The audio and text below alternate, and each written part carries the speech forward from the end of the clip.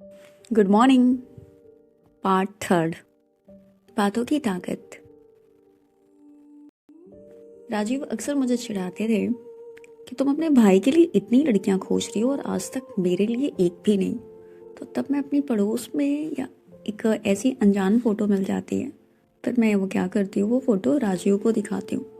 फिर हम लोग की जब भी बातें होती थी किसी टॉपिक पे, राजीव चिढ़ाते चिढ़ाते उससे अक्सर पूछ लेते थे, और बताओ वो कैसी है।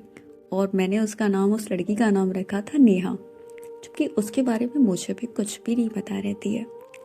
तो राजीव बात करते करते मैं जब भी कहते थे और नेहा कैसी है, क्या कर रही है, ये वो, तो फिर मैं क्या करती थी, उनको चिढ़ाने के लिए मैं भी फ़ोन को काट दिया करती थी। ये अक्सर इस तरह के मजाक चलते थे। राजीव जैसे स्टार्ट करते थे मैं उसकी कॉल काट देती थी, लेकिन एक नॉर्मल वे में ये चीज़ें चल रही थी। राजीव को लगने लगता है कि कहीं ऐसा तो नहीं मुझे बुरा लग रहा है, और जैसे ही मुझे पता चलता है कि राजीव को ये लगता है कि मुझे नेहा के टॉपिक पे बुरा लग रहा है, तो राजीव एक दिन बड़ी सीरियस कहते, यार कि अच्छा सीरियसली बताओ, क्या लगता है कि नेहा मेरे लिए सही है।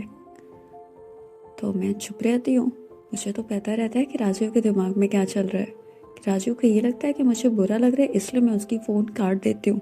लेकिन राजीव को मैं कहाँ से बताती कि यार उस लड़की के बारे में मेरे पास कोई इन्फॉर्मेशन नहीं है, और बार बार पूछने पे जाहिर सी बात है झूठे इन्फॉर्मेशन तो मैं दूंगी, और फिर मैं पकड़ी जाती।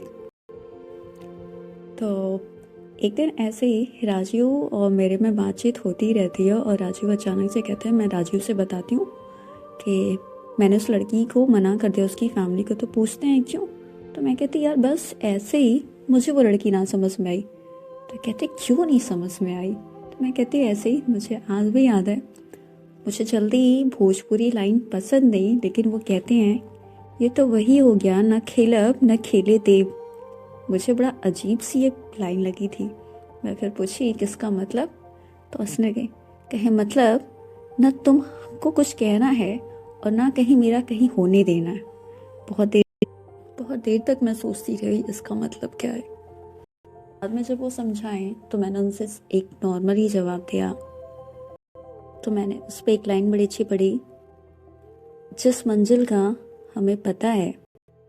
तो मैंने एक लाइन बोली, अनजान तुम भी नहीं, अनजान हम भी नहीं, जिस मंजिल का हमें पता है, रास्ता कुछ भी नहीं, उसके बारे में सोचने से क्या फ़ायदा।